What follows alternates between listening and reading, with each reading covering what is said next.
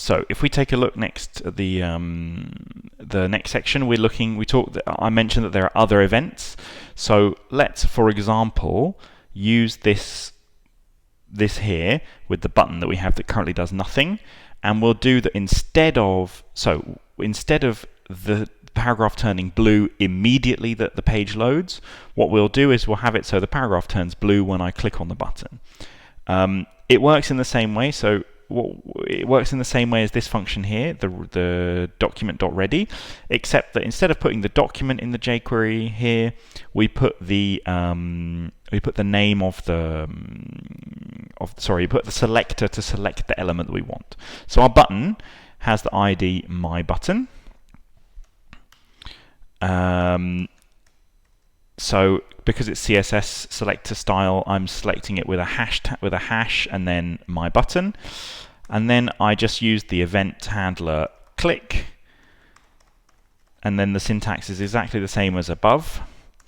So click works the same way as ready. When the ready event is fired on this, we do everything inside, and then here, when the click event is fired on this, we do everything inside. Again, because as I said with JavaScript, we need to put everything inside the ready handler on the page. Even the click event handler has to go inside the ready handler on the page to be fired at the correct time.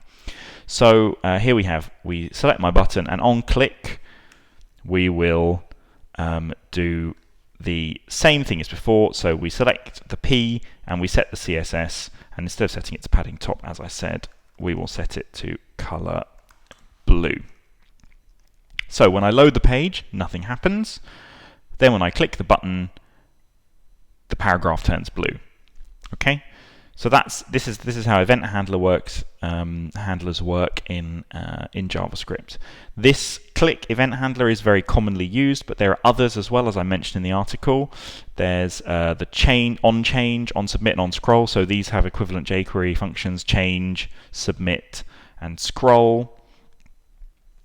And you can use, for example, change happens anytime an input or a select field is changed, which is quite useful for forms. For example, if people are filling out forms and you want the form to validate the input immediately to check that they've entered the correct, I don't know, that it's an email address, actually is an email address. As soon as the input detects the change, it will fire some kind of validation in JavaScript, which then pops up an error if the email address is incorrect, for example. Submit is fired when a form is submitted, so that's really useful for overriding or for handling the submit of a form. So when somebody clicks the submit button for doing some stuff in JavaScript before we actually send the form for submission. And so these jQuery functions are provided like little shortcuts instead of using the on change event every time.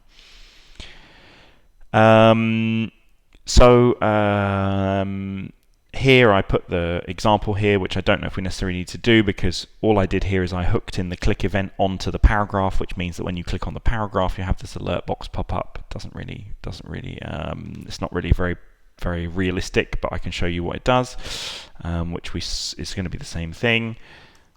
That when I click on the paragraph, this alert box will pop up and say, "Don't click me."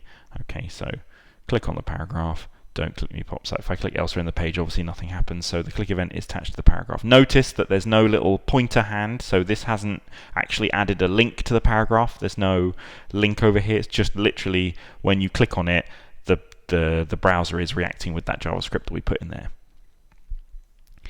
Okay, so hopefully that makes those few bits a little bit about how event handlers work a little bit clearer. Maybe the only other thing that would be useful to understand maybe is really exactly what we're doing, each part here, what we're doing. Basically, I didn't mention it before, but this $ and the jQuery keyword are equivalent. They're both the same. You can use either of them. This is just a shorter way of writing out jQuery in full. Okay.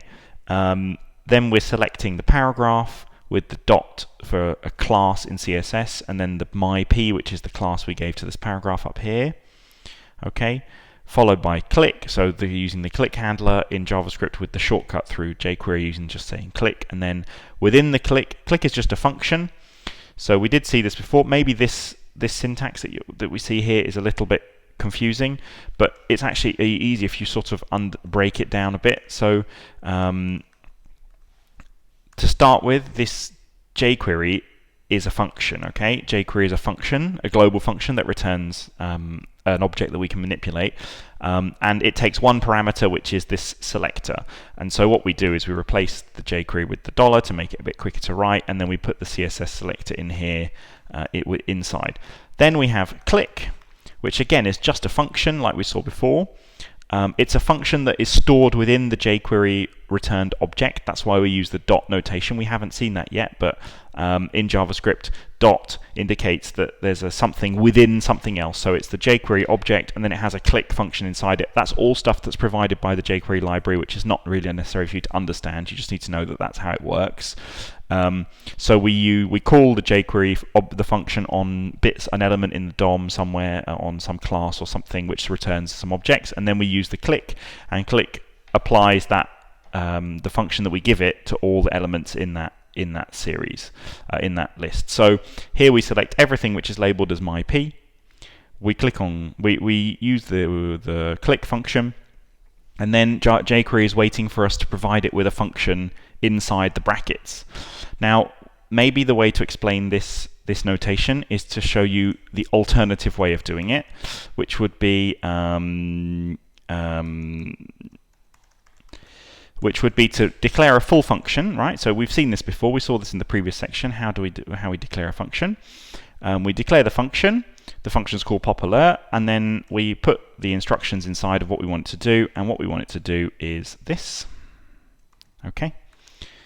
Function is pop_alert, and what happens when we call pop_alert is that we have this alert pop up that says don't click me. And just to demonstrate that it really does work, okay, I'll call the function here, and we'll refresh the page, and I'll comment out this stuff, and we'll refresh the page and see what happens. And I'll just to demonstrate that immediately we have the thing pop up say don't click me, because it's being fired immediately the page loads, this function. We don't want to fire it immediately the page loads. We want to fire it when we click. So the way of doing this without this interesting sort of weird notation here is to literally define the function at the top, and then pop the name of the function into the jQuery handler. Okay, so what this does is it means that when you do click, by default, click wants a function inside its brackets. That's what the parameter is. And so we say, okay, when I do click on this paragraph, do this function here, and I'm just passing it like the name of it like it was a variable. What will happen there is exactly what we said should happen. Let's hope this works. And that when I click on the paragraph, don't click me pops up. Okay, so all that's happening here is when I click on the paragraph, it's running this function, because that's what the function I passed through the click handler. However, in JavaScript there's this neat feature called anonymous functions. So that if you want to think about this function maybe as a named function, because we've given it a name here, the function above this one and the one that we had in our second example is what we called an anonymous function, which is to say we did not give it a name. We just called a function, and then we just used the brackets to indicate the function is coming, but there's no name here. So all that means is that this function is not going to be stored somewhere in memory. It's not reusable. We can't call it a second time around somewhere else, okay? But it is exactly the same as this keyword here, pop_alert, referring to this function. It's just that this one is anonymous in that it doesn't have a name. And it's as if we kind of took this whole thing and we shoved it inside the brackets here. Do you see that this is actually, if I write this out without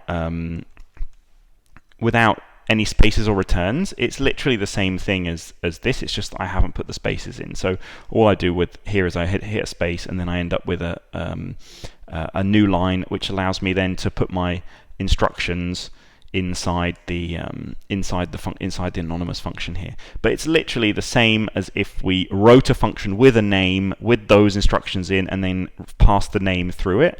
JavaScript also allows us to do these anonymous functions, which make our code a little sometimes easier to read or a bit more concise, which means we don't have to bother about naming every single function if we know we're not going to be reusing it elsewhere.